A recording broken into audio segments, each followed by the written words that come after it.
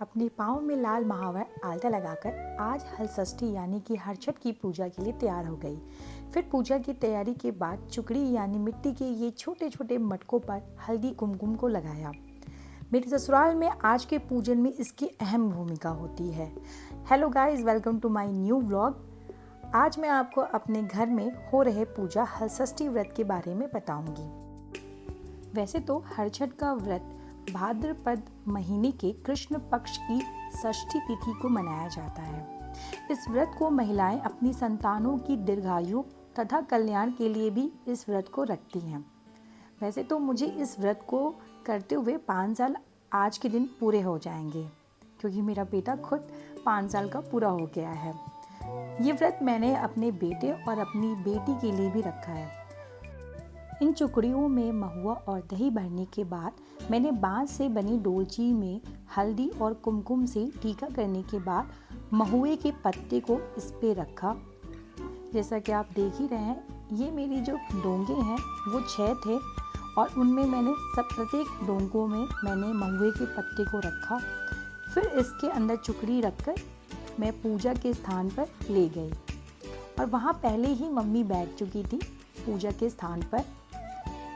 मैंने भी अपनी चुकड़ियों से भरी डोलचियों को अपनी पूजा के स्थान पर रखकर मम्मी के बगल में आसन पर बैठ गई और मम्मी जी ने पहले से ही पूजा की सारी तैयारियां कर दी थी। इस दिन भगवान श्री गणेश और माता गौरा की पूजा की जाती है। सभी भगवान को जल अर्पण कर मैं और मम्मी जी ने पूजा आरंभ कर दी। भगवान गौरी गणेश जी, धरती माता, कलश, दीपक और हलषष्ठी मैया को हल्दी कुमकुम लगाया। मम्मी जी जैसे जैसे करती जा रही थी वैसे वैसे मैंने भी उनको फॉलो किया। भगवान को मैंने हल्दी कुमकुम लगाया। उसके बाद मैंने और मम्मी जी ने फूल चढ़ाए। सभी भगवानों पर हमने फूल को चढ़ाया।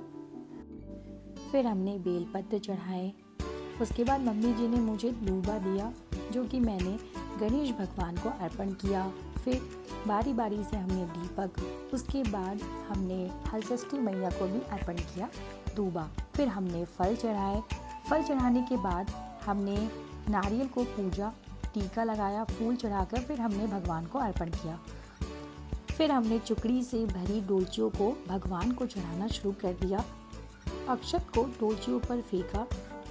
मम्मी जी ने भी अपनी सारी चुकड़ियों और डोलचियों को हलषष्ठी मैया को चढ़ाया। भगवान को नमन करने के बाद मम्मी जी ने हलषष्ठी मैया को चुनरी चढ़ाया। श्रृंगार का सामान शुरू कर दिया मम्मी जी ने चढ़ाना, जिसमें चुनरी, बिंदी, सिंदूर, मेहंदी, महावर, आलता इत्यादि सामानों को मम्मी जी ने भगवान को अर्पण किया।